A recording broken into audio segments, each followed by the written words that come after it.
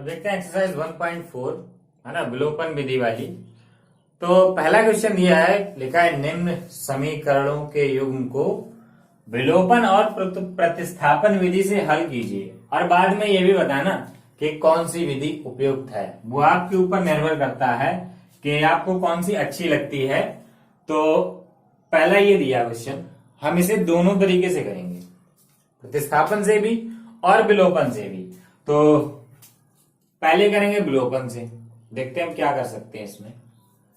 विलोपन में क्या करना होता है, किसी एक चर के गुणांक बराबर करा लो। तो किसके करा दें, देखो पहले वाले समीकरण में गुणांक छोटे हैं एक एक, दूसरे वाले में बड़े हैं दो दो। तो हमेशा उसमें हम किसी संख्या से गुणा कराते हैं जिसके गुणांक छोटे हों। अब समीकरण एक में किससे गुणा करा दें, देखो इधर x का गुणांक 2 है, 2 से करा दो।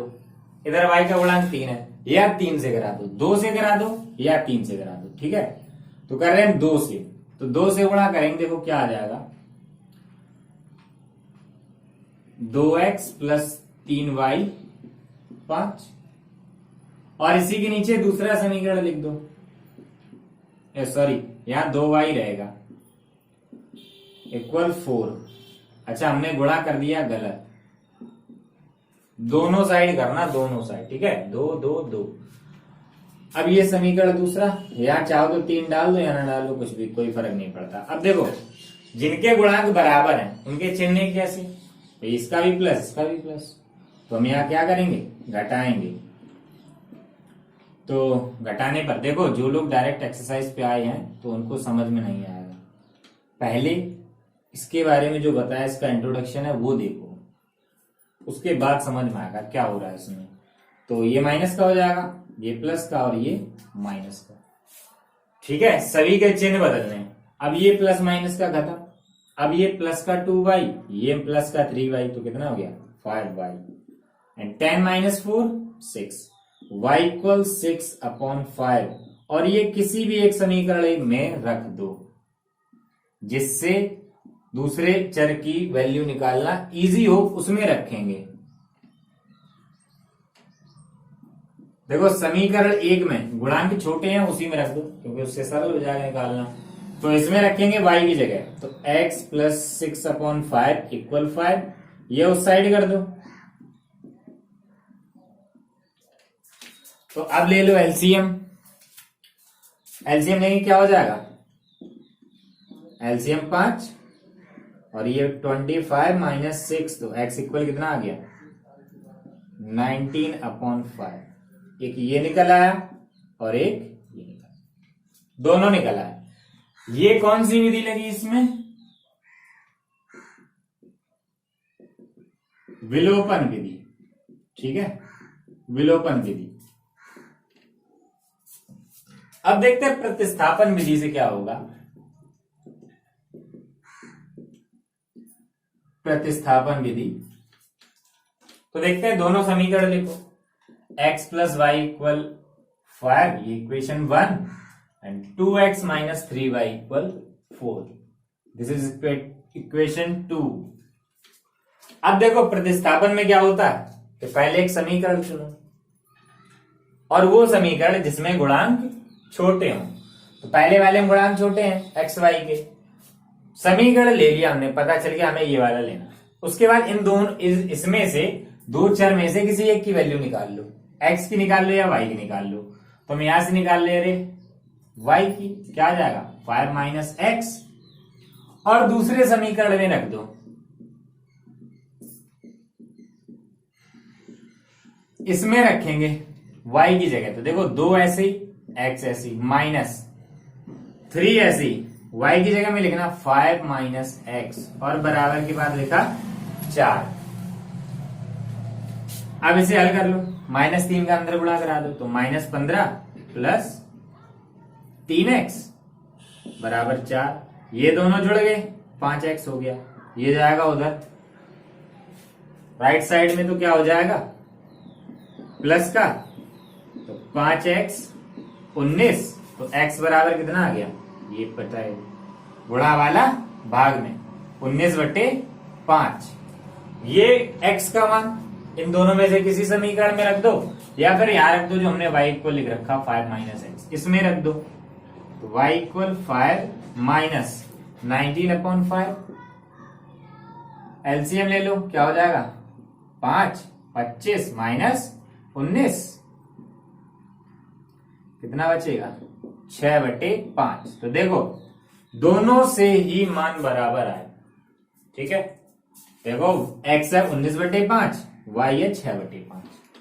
तो अब जो बाद में क्वेश्चन लिखा है कौन सी विधि अधिक उपयुक्त है, ये आपके ऊपर निर्भर करता है कि आपको कौन सी ज्यादा अच्छी लगी।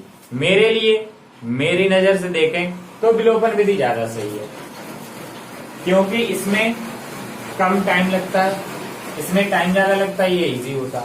कुछ क्वेश्चन ऐसे होते हैं जिनमें ये टफ पड़ेगा और ये इजी रहेगा, ठीक है। तो जो आपको पसंद आए वो लिखें, विलोपन विधि उपयुक्त है या प्रतिस्थापन। मेरे लिए दोनों ही बराबर है। तो वीडियो पॉज करके नोट करो। अब देखते हैं सेकंड क्वेश्चन। अब देखो इसमें बाकी जितने भी है मैं सिर्फ विलोपन विधि से करवाऊंगा, प्रतिस्थापन से आपको खुद ही करने हैं। तो देखते हैं, दो समीकरण दिए हैं, एक 3x + 4y = 10, 2x - 2y = 2। तो सबसे पहला काम कि हमें वही समीकरण देखना है जिसके गुणांक छोटे हैं, क्योंकि हमें इसमें गुणा कराना। अब गुणा किसका कराएं कि कोई एक बराबर हो जाए, किसी एक चर का गुणांक बराबर हो जाए। तो यहां देखो 2 है, 3, 2 के बारे में 3 नहीं आता, तो 2 में किसी से गुणा कराएं 3 नहीं आएगा। y का देखो, यहाँ 2, यहाँ 4, तो 2 में 2 का गुणा करा दें 4 आ जाएगा। बिल्कुल सिंपल, 2 में 2 का गुणा करा दो 4 आ जाएगा। यानी कि हम समीकरण 2 में 2 से ही गुणा कराएंगे, ठीक है, 2 से ही गुणा कराएंगे। तो देखो पहले इसमें गुणा कराएंगे, तो 4x - 4y = 4, सभी में 2 से गुणा करा देना। ये समीकरण 3। अब इसके नीचे में कौन सा लिखना, पहले वाला, जिसमें गुणा कराते हैं वो तो लिख दिया। अब जो दूसरा होता है उसको लिखो, 3x + 4y = 10। अब देखो यहां क्या करेंगे, जिनके गुणांक बराबर हैं उनके चिन्ह देखो अलग अलग हैं, भाई ये माइनस का ये प्लस का। जब चिन्ह अलग अलग होंगे तो हम जोड़ेंगे, और अगर एक जैसे हो तो घटा दो, तो जोड़ देंगे। जोड़ने में चिन्ह नहीं बदलने, ऐसे ही। तो देखो 3 और 4 7x, और ये प्लस माइनस के खत्म, और इधर कितना हो गया 14, और ये भाग चला गया 2 बार, x बराबर आ गया 2, निकला x का मान, समझो। अब प्रतिस्थापन में क्या करते, हम ये समीकरण लेते या फिर ये लेते, x का मान निकालते या y का मान निकालते, दूसरे में रखते, फिर हल करते, उसके बाद आता है, यहां हमने गुणा कराया, लिख दिया और x का मान निकला है। और ये किसी भी समीकरण में रख दो और उसी में रखते हैं जिसमें गुणांक छोटे हों।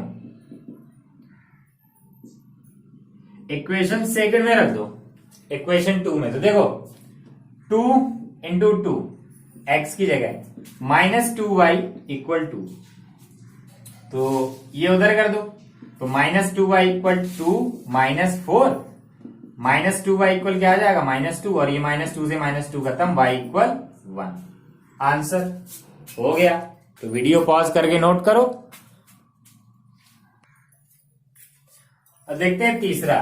तो देखो हमने इसमें डाला, इसमें समीकरण 2 नहीं डाला। देखो क्यों नहीं डाला, कि हमें तीनों पद बराबर के एक तरफ चाहिए। सबसे पहला काम, 3 नहीं तो कम से कम x y वाले तो एक साइड चाहिए ही चाहिए। तो देखो पहले वाले में तीनों एक साइड है, या फिर पहले हमने जैसे 2 समीकरण हल किए अभी वैसे बना लो, x y वाले एक तरफ रखो, बाकी बराबर के दूसरी तरफ कर दो। तो पहला समीकरण हमारा ये हो जाएगा बराबर 4, और दूसरा ये 2y में इधर लाना, 9x - 2y = -7। अब ये पहला और ये दूसरा। अब देखो किसमें गुणा कराएं, किसमें कराएं। अब किसके गुणांक छोटे हैं, कहेंगे सर किसके गुणांक छोटे हैं, पता नहीं, क्योंकि पहले वाले में x का गुणांक छोटा, दूसरे वाले में y का छोटा। तो ठीक है, कोई बात नहीं। तो सोचो कि गुणांक बराबर कैसे करा सकते हैं। y का गुणांक बराबर करा सकते हैं, आसानी से करा तो देंगे, लेकिन आसानी से किसका बराबर करा सकते हैं ये देखना होता है। तो देखो 2 से 5, 2 के पहाड़े में 5 नहीं आता, लेकिन 3 के पहाड़े में 9 आता। यानी कि हम क्या करें कि समीकरण 1 में 3 से गुणा करा दें, समीकरण 1 में 3 से गुणा करा देंगे तो क्या हो जाएगा, देखो 9x माइनस 15y बराबर 12। ठीक है, ये तो हो जाएगा। ये डाल दो 3 और इसके नीचे दूसरी इक्वेशन लिखो 9x minus 2y equal -7। Equation 2। अब देखो जो गुणांक बराबर उनके चिन्ह एक जैसे, तो घटा दो। घटाएंगे तो चिन्ह बदलना, माइनस प्लस और ये भी प्लस, माइनस का है तो प्लस हो जाएगा, ये कैंसिल। अब -15 प्लस 2, -15 प्लस 2 -13y, और इधर 12 और 7 19, और 13 उधर चला गया, -19/13, और ये रख दो किसी में भी, कोई फर्क नहीं पड़ेगा। ठीक है, क्योंकि किसी में भी गुणांक छोटे नहीं है, एक छोटा तो एक बड़ा। ठीक है, चलो एक में रख दो क्योंकि बाद में उसमें छोटे पड़ जाए। समीकरण एक में रख देंगे, देखो क्या होगा। पहले समीकरण में रखेंगे तो 3x minus 5 into 9 minus 19/13 equal 4। तो ये हो जाएगा प्लस का, और 19 पंजे 95/13 बराबर 4। तो 3x बराबर, ये उधर गया, माइनस का तो कितना हो जाएगा, ये 13 और 13 चौके 52 माइनस 95। तो 3x ऊपर आएगा माइनस का, 5 में से 2 गए 3 और 9 में से 5 गया 4। तो x बराबर -43, और ये जाएगा भाग में, कितना 39। ठीक है, ये दोनों निकल आए। अच्छा, आंसर थोड़े हजम नहीं हो रहे हैं, है ना, तो हम चेक कर लेते हैं आंसर चेक कैसे करेंगे। देखो किसी एक समीकरण में रख के देखो, किसी भी एक समीकरण में तो हम रख के देखते हैं। पहली वाला लिख लो 3x माइनस 5y बराबर 4। तो x का आया -43/39,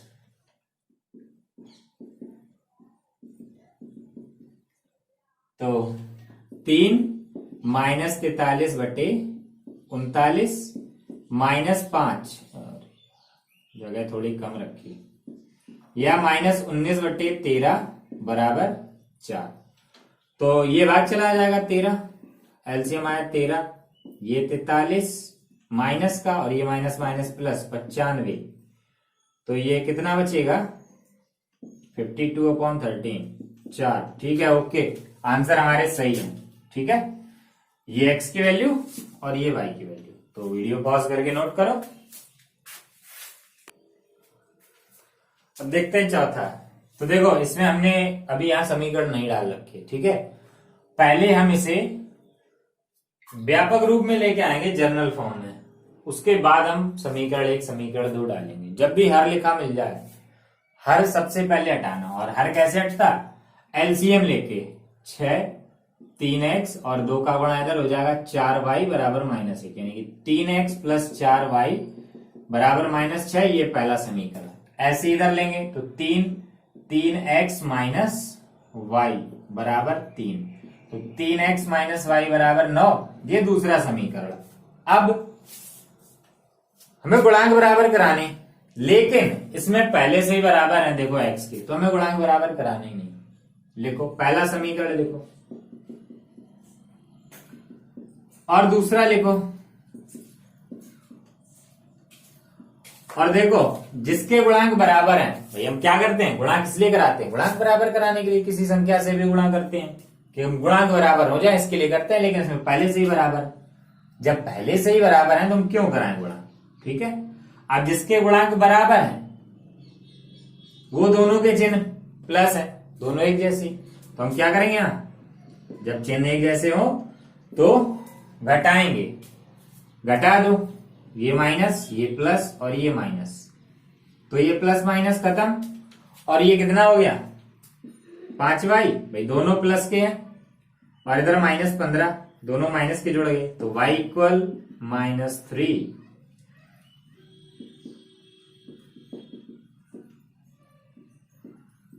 इक्वेशन 2 में रख दो। इक्वेशन 2 में रख दो, चाहो तो 1 में रख दो, किसी में भी रख दो, आ जाएगा, आंसर तो आना ही आना। तो देखो 3x माइनस ये है और y की जगह हम रख रहे हैं क्या, -3 इक्वल 9, 3x और ये माइनस माइनस प्लस 3 उधर जाएगा, बचा 6 और ये भाग चला गया 2 बार, ये x निकल आया और y की वैल्यू तो -3 पहले से ही निकल आई थी, हो गया। और इसके तीनों प्रतिस्थापन विधि से करने हैं आपको खुद ही, ठीक है। और फिर देखना कौन सा इजी है, मेरे हिसाब से इसमें टाइम कम लगता तो ये अच्छा है। तो वीडियो पॉज करके नोट करो, फिर देखते हैं अगला। अब देखते हैं दूसरा क्वेश्चन, कह रहा है निम्न समस्याओं के रैखिक समीकरणों के युग्म बनाइए और उनके हल ज्ञात कीजिए विलोपन विधि से यदि उनका अस्तित्व है तो ज्ञात करने हमें, ठीक है। तो देखते हैं पहला, कहता है यदि हम अंश में एक जोड़ दें और हर में एक घटा दें तो भिन्न एक में बदल जाती है। अंश में एक जोड़ दें, हर में एक घटा दें तो भिन्न एक में बदल जाती है। यदि हर में एक जोड़ दें तो वह 1/2 हो जाती है, तो भिन्न क्या है, तो जो ज्ञात करना हो वही मान लो, माना भिन्न xy मानने हमेशा x/y मान ली। तो पहली कंडीशन दी है कि यदि हम अंश में एक जोड़ दें और हर में एक घटा दें, तो अंश में एक जोड़ दो और हर में एक घटा दो तो भिन्न जो एक हो जाती है, बस हो गया। तो इसे समीकरण बनाओ, तो कैची गुणा करा दो, ठीक है। ये इधर भाग में उधर जाएगा गुणा में, तो x + 1 = y - 1, ये इधर ले आओ और एक उधर कर दो, y इधर आया माइनस का -1 और ये इधर जाएगा तो माइनस का, तो x - y = -2 मिल गया पहला समीकरण, ठीक है। अब देखते हैं दूसरी कंडीशन क्या दी है इसमें, कहता है कि यदि क्या लिखा है, यदि हर में एक जोड़ दें, अंश में कुछ ना करो, हर में एक जोड़ दो तो भिन्न बन जाएगी 1/2, ठीक है। अब यहां से समीकरण बना लो तो क्या बन जाएगा, देखो ये इधर आएगा 2x, ये उधर जाएगा y + 1 और y इधर ले आओ, ये समीकरण 2। अब देखो ये समीकरण 1, ये समीकरण 2 विलोपन विधि से हमें हल करने, विलोपन विधि से हल करने हैं तो हमें गुणांक बराबर कराने। तो देखो इधर x का 2, इधर 1, लेकिन इधर y का 1 और इधर भी y का 1 ही है, यानी कि गुणांक पहले से ही बराबर हैं, तो इसी के नीचे लिख दो x - y = -2, गुणांक पहले से ही बराबर, तुमने ऐसे लिख दिया। अब देखो क्या करना, जिसके गुणांक बराबर है उसके चिन्ह देखो, दोनों माइनस एक जैसे, बस एक जैसे होने चाहिए, प्लस हो या माइनस हो, बस दोनों एक जैसे होने चाहिए। अगर एक जैसे हैं तो हम घटाएंगे, तो घटाने पर देखो क्या हो जाएगा, चिन्ह बदलेंगे, तो ये माइनस का, ये प्लस का और ये भी प्लस का, तो ये घट गया, 2 में से 1 गया, 1 बचा, और ये प्लस माइनस का खत्म, और इधर 2 और 1 3, x का मान निकल आया, और ये रख दो समीकरण 1 में रखने पर, समीकरण 1 में रख दो इसमें, तो x की जगह 3 - y = -2, y उधर कर दो, -2 इधर कर दो, तो 3 है, 2 इधर आएगा प्लस का, y उधर जाएगा प्लस का, तो y बराबर आ गया 5, दोनों निकल आए, ठीक है। तो वीडियो पॉज करके नोट करो, वीडियो पॉज कर लो, नोट करो, फिर देखते हैं हम अगला क्या है सेकंड में। वीडियो पॉज करके नोट कर लेना।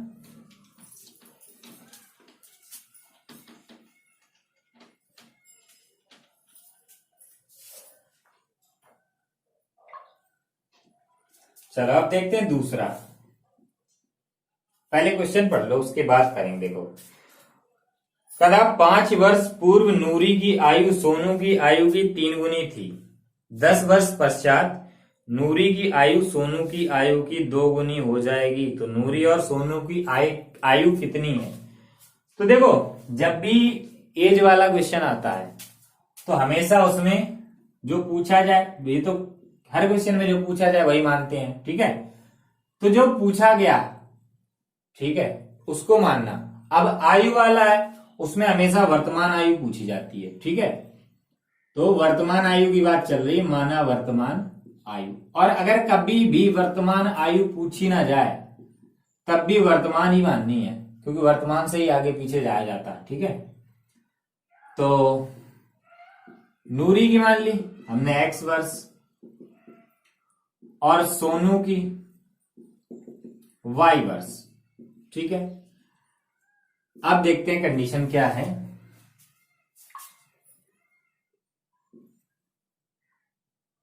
कहता है कि 5 वर्ष पूर्व, चलो 5 वर्ष पूर्व, तो 5 साल पहले चले जाओ, 5 वर्ष पूर्व, ठीक है। 5 साल पहले पहुंच गए तो 5 साल पहले नूरी की आयु कितनी होगी। अब इस बात में भाई 5 साल पहले की पूछ दी। काफी बच्चों को प्रॉब्लम होती है कि हम अभी की पता है हमने लिख लिया, लेकिन 5 साल पहले की क्या बताएंगे। बिल्कुल सिंपल बात है, खुद की सोचो। अभी 15 साल है अगर तुम्हारी, तो 5 साल पहले कितनी थी, 10। भाई अभी अगर किसी की 20 साल है तो 5 साल पहले क्या रही होगी, 15। अभी अगर कोई 22 साल का है तो 5 साल पहले 17 का। क्या करना, सीधे जितने साल पहले जाओ उतना ही माइनस कर दो, और आगे जाना तो प्लस कर दो। तो क्या हो जाएगी, x माइनस 5, और सोनू की y माइनस 5। अब यहां फिर एक कंडीशन दी गई,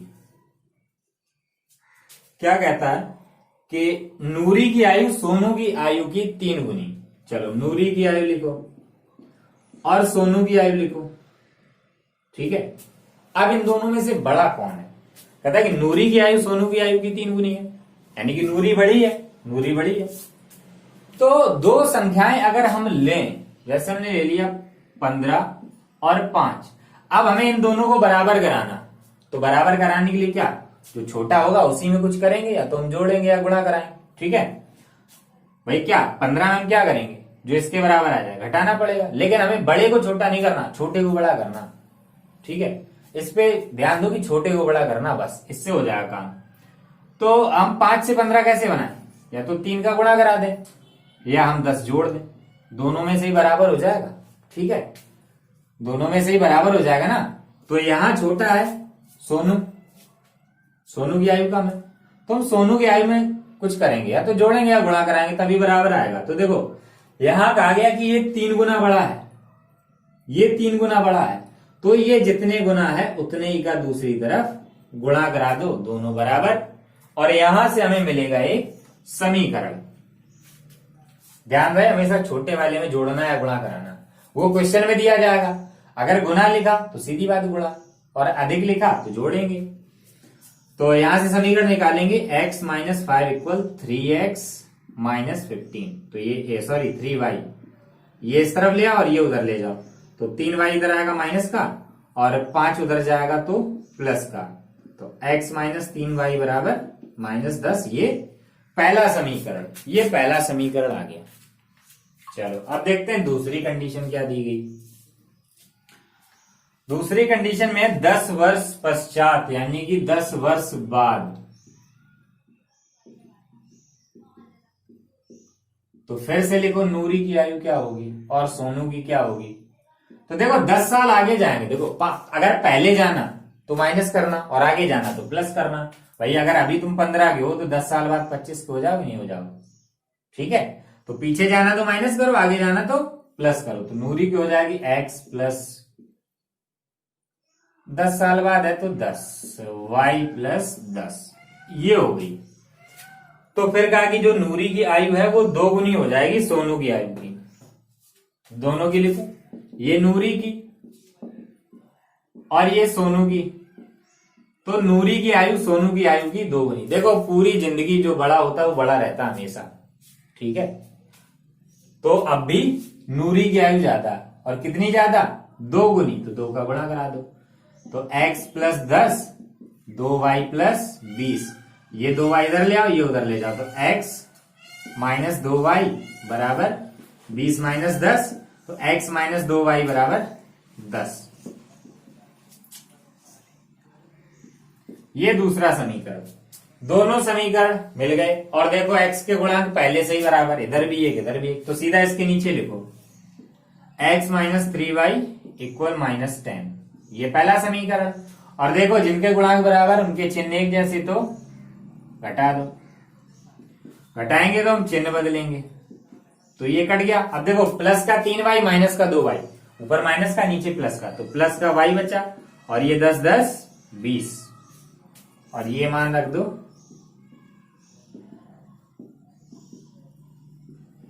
समीकरण एक में रखेंगे इसमें, तो देखो पहले लिखा x पर -3y, y की जगह में 20 लिखना, -3 गुणा 20 बराबर -10,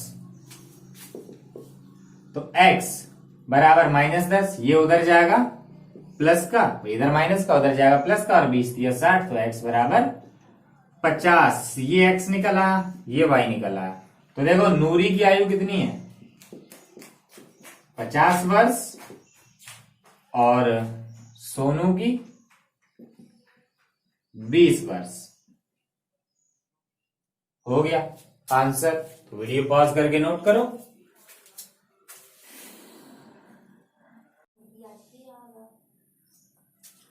अब देखते हैं तीसरा, क्या था, 2 अंकों की संख्या के अंकों का योग 9 है, इस संख्या का 9 गुना संख्या के अंकों को पलटने से बनी संख्या का 2 गुना है, तो संख्या ज्ञात कीजिए। देखो ये क्वेश्चन करने से पहले कुछ चीजें देख लेते हैं, कुछ क्या एक ही चीज देखनी है। जैसे लिखा 28, तो इसका विस्तार रूप क्या होगा, 28 को हम क्या लिख सकते हैं,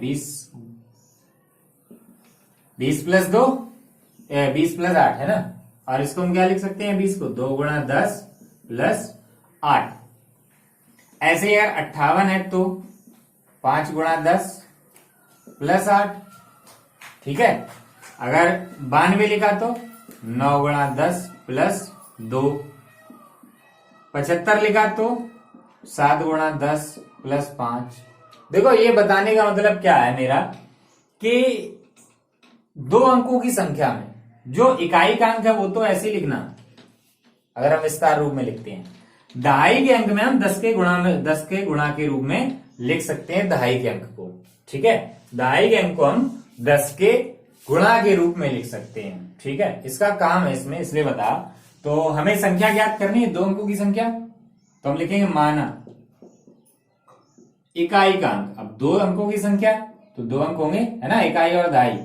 इकाई का अंक, इकाई का अंक हमने मान लिया x, और दहाई का अंक हमने मान लिया y, ठीक। तो संख्या हमारी कैसी बनेगी, दहाई का अंक इकाई का अंक yx बनेगी। तो हमें yx निकालना। हम देखो इसको ऐसे, यहां हमने संख्या क्यों नहीं लिखी, हम ऐसा भी तो लिख सकते थे, माना संख्या yx। ये ऐसा लगता है कि y गुणा x लिखा है ना, y गुणा x, इसलिए हमने इसको इकाई का अंक अलग माना और दहाई का अंक अलग माना, ठीक। तो जब हमने दोनों अलग अलग मान लिए तो संख्या क्या होगी, संख्या होगी दहाई के अंक में 10 का गुणा कर दो और इकाई का अंक प्लस में 80 लिख दो। भाई यही तो हमने देखा था, यही तो देखा था अभी जो हमने किया था, यही तो हमने, इसीलिए मैंने पहले ही बताया था कि क्या होता है इसमें। दहाई के अंक में 10 का गुणा करके लिख सकते हैं, इकाई का अंक प्लस में 80 लिख दो। अब जो क्वेश्चन में दिया है कि अंकों का योग 9 है, ठीक है, अंकों का योग 9 है। तो अंक अगर हम जोड़ेंगे तो ये 2 अंक हैं, हमने दोनों जोड़ दिए, आ गया 9। ये पहला समीकरण, एक समीकरण मिल गया। अब दूसरे के लिए कंडीशन दी है, कहता है कि इस संख्या का 9 गुना, संख्या का 9 गुना, 9 गुना तो 9 गुना कर दो, संख्या का 9 गुना कर दिया, संख्या का 9 गुना कर दिया, ठीक है। संख्या का 9 गुना, संख्या के अंकों को पलटने से बनी संख्या का 2 गुना। अब देखो संख्या ये है, अगर हम अंक पलट दें तो क्या हो जाएगा, एक्स वाई, ऐसी तो बनेगी संख्या। तो जो एक्स वाई संख्या बनेगी उसको हम क्या लिख सकते हैं, एक्स गुणा 10 प्लस वाई, इसके 2 गुने के बराबर है, जो हमें संख्या ज्ञात करनी उसका 9 गुना, यानी कि इस संख्या का 9 गुना अंकों का स्थान बदलने पर जो संख्या बनेगी उसका 2 गुना है। तो यहां से आया दूसरा समीकरण। तो क्या हो जाएगा ये 90y प्लस 9x बराबर 20x प्लस 2y। ये एक साइड ले आओ सबके सब, तो ये उधर कर लो या फिर ये इस साइड ले आओ, तो इस साइड ले आओ या ये साइड कर दो, क्योंकि हम x वाला पहले रखते हैं तो x वाला ही पहले रखेंगे। तो इधर आया 0, उस साइड 20x प्लस 2y है, 90y उधर जाएगा माइनस का, 9x जाएगा माइनस का, तो कितना 11x और ये माइनस 88y बराबर 0। 11 से भाग जा रहा दोनों में, 11 से भाग कर दो। ये दूसरा समीकरण। तो दोनों समीकरण अब देखो, इधर x का गुणांक एक, इधर भी x का गुणांक एक, तो पहले से ही बराबर है, तो दोनों समीकरण लिखो। ये पहला और ये दूसरा, x माइनस 8y बराबर 0। और यहां हम क्या करेंगे, घटाएंगे, क्योंकि जिनके गुणांक एक जैसे हैं उनके चिन्ह भी बराबर हैं, तो घटाएंगे, यानी कि माइनस प्लस और यहां माइनस, ये कैंसिल और ये हो गया 9y, दोनों प्लस के 8 और 1 9, और दूसरी तरफ 0 माइनस 9 9, y बराबर आ गया 1। और ये रख दो समीकरण 1 में रखने पर, समीकरण 1 में रख दो, समीकरण 1 में, इसमें तो देखो x प्लस y की जगह 1 बराबर 9, तो x बराबर 8, x का मान निकला, y का मान निकला, तो संख्या लिखेंगे। देखो संख्या में हमने इकाई का अंक क्या माना था, x का मान आया 8 और दहाई का अंक y, निकल आई संख्या, हो गया। तो वीडियो पॉज करके नोट करो।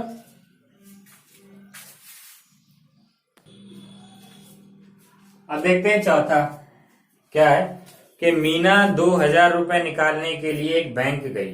2000 रुपए निकालने के लिए उसने खजांची से 50 रुपए के और 100 रुपए के नोट देने के लिए कहा। मीना ने कुल 25 नोट प्राप्त किए। ज्ञात कीजिए उसने 50 रुपए के और 100 रुपए के कितने कितने नोट प्राप्त किए।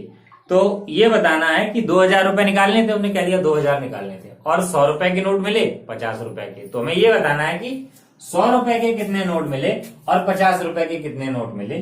तो जो हमें निकालना वही हम मान लेंगे माना। 100 रुपए के नोट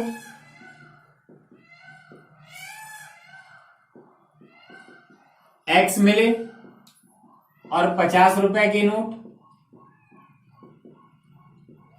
ये y मिले। ठीक, 100 रुपए के नोट x है और 50-50 के नोट y नोट है। ठीक है, तो उन्होंने कहा कि कुल नोट 25 मिले। अब यहां से निकालो टोटल कितने हुए, 100 रुपए के जो x है और 50 रुपए के जो है वो y है, तो टोटल x प्लस y। और उन्होंने कह दिया कि 25 नोट मिले। ये पहला समीकरण पहला हो गया। अब देखो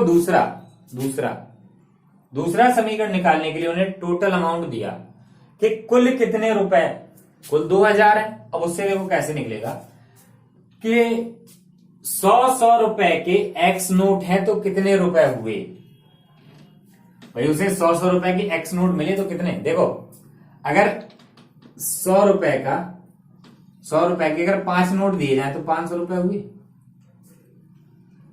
अगर 8 नोट दिए जाए तो 800 हुए। 12 दिए जाए तो 1200 हुए। कैसे कि जितने नोट दिए जाए उसमें 100 का गुणा करा दो, ऐसे तो पता चलता है भाई। अगर हमारे पास 10 नोट हैं तो कितने 1000 हुए। 100 के नोट की बात कर रहे। अगर 20 नोट है तो 2000 हुए। ठीक है, ऐसे ही x नोट है तो कितने हो गए रुपए 100x, और 50-50 के y है तो 50y। और हमें टोटल करना, टोटल कैसे करते हैं जोड़ के, और टोटल है कितने 2000, टोटल रुपए 2000। अब यहां हम समीकरण 2 नहीं डालेंगे क्योंकि संख्याएं बहुत बड़ी लिखी है ना, ये छोटी हो सकती हैं। अगर यहां संख्याएं छोटी ना हो पाती तो हम समीकरण 2 डाल देते, लेकिन इसमें संख्याएं छोटी हो रही हैं। देखो 50 से भाग हो जाएगा तीनों में, 50 से भाग कर दो, 100 में जाएगा 2 बार, 50 में जाएगा 1 बार, और देखो 200 में जाएगा 4 बार, आगे एक 0। ये समीकरण 2। और y का गुणांक बराबर है पहले से ही, रख दो इसके नीचे। तो x प्लस वाई बराबर 25, और घटा दो क्योंकि चिन्ह एक जैसे हैं, ये माइनस, ये भी माइनस और ये भी माइनस, ये कैंसिल, इधर बचा x, उधर आया 15, यानी कि 15 नोट मिलेंगे 50-50 के। ठीक है, और ये रख दो समीकरण 1 में। समीकरण 1 में रखेंगे तो देखो x की जगह 15, y बराबर 25, तो y बराबर 10 निकला आंसर। तो 100 रुपए के नोट कितने मिले? 100 रुपए के नोट हमने क्या माने थे? x माने थे। तो 100 रुपए के नोट मिले कितने? x का मान 15, और 50 रुपए के नोट, ये y का मान तो 10। और टोटल करके देख लो, 100 रुपए के नोट 15 है तो कितने बचे? 1500। 1500 रुपए बने, और 50-50 के 10 हैं तो 500 नोट टोटल कितने हुए? 500 रुपए हुए। 50-50 के 10 नोट 500, टोटल 2000, और 2000 ही तो निकाले थे। ठीक है, हो गया। तो वीडियो पॉज करके नोट कर लो, फिर देखते हैं इस एक्सरसाइज का लास्ट क्वेश्चन।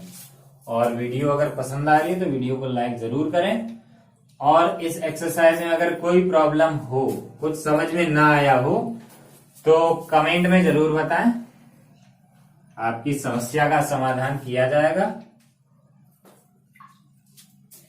अब देखते हैं 5वां। लिखा, किराए के एक पुस्तक देने वाले किसी पुस्तकालय का प्रथम 3 दिनों का किराया नियत किराया है। अच्छा, किसी लाइब्रेरी से अगर हम बुक लेके आए हैं तो पहले 3 दिन का जो किराया है वो तो फिक्स है, बाद में प्रत्येक अतिरिक्त दिन का अलग से लिया जाएगा, मतलब बाद में एक एक दिन का अलग अलग लिया जाएगा। तो सरिता ने 7 दिनों तक एक पुस्तक रखने के लिए 27 रुपए दिए, मतलब एक किताब लाई सरिता, उसने 7 दिन रखी अपने पास, तो 27 रुपए लग गए। जबकि सूजी ने एक पुस्तक 5 दिनों तक रखने के लिए 21 रुपए अदा किए। तो नियत किराया और प्रत्येक अतिरिक्त दिन का किराया ज्ञात कीजिए। तो देखते हैं, तो जो हमें निकालना वही मान लो। पहले नियत किराया, तो माना प्रथम 3 दिनों का नियत किराया, ये हमने मान लिया x रुपए, और प्रतिदिन का अतिरिक्त किराया, यानी कि एक दिन का अलग अलग लगेगा, वो हमने y रुपए मान लिया, एक दिन के y रुपए लग रहे। ठीक है, तो जो पहली कंडीशन है सरिता वाली, 7 दिन रखी और 7 दिन के 27 रुपए दिए। अब देखो 7 दिन के दिए 27, यहां से कितने बन रहे 7 दिन के? देखो पहले 3 दिन के तो x लग गए, पहले 3 दिन रखी x लग गए, 3 दिन के x। अब उसके बाद बचे कितने? 7 दिन के लिए लेके गई, ये 3 दिन के लिख गए, बचे 4 दिन। अब एक दिन के लग रहे y, तो 4 दिन के कितने हुए? 4y, और ये बने जाके 27, ये पहला समीकरण। और जो सूजी वाला दिया, इसमें देखो इन्होंने रखी बुक 5 दिन रखी बुक, और 21 रुपए दिए जाके। ठीक है, 5 दिन रखी और 21 रुपए दिए जाके, तो देखो कितने बनेंगे? ये 3 दिन के, बाकी बचे 2 दिन, तो एक दिन के y लग रहे, 2 दिन के 2y, 21। ये समीकरण 2। और देखो पहले से ही x के गुणांक बराबर है, तो कुछ नहीं करना, पहला समीकरण लिखो और दूसरा लिखो, और सीधे सीधे हमने घटा दिया, क्योंकि जिसके गुणांक बराबर है उसके चिन्ह एक जैसे, और इधर बचा 2y, उधर आया 6, y बराबर आ गया 3। और ये मान रख दो समीकरण 2 में या 1 में, ठीक है। समीकरण 2 में रखने पर, समीकरण 2 में रख देंगे तो क्या हो जाएगा, x प्लस 2 गुणा 3 बराबर 21, तो x बराबर 21 और ये माइनस 6, x बराबर 15। तो जो नियत किराया वो 15 रुपए आया, ठीक है। और जो अतिरिक्त किराया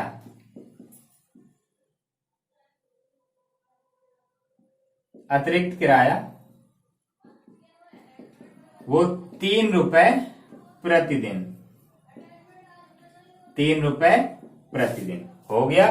तो वीडियो पॉज करके नोट करो।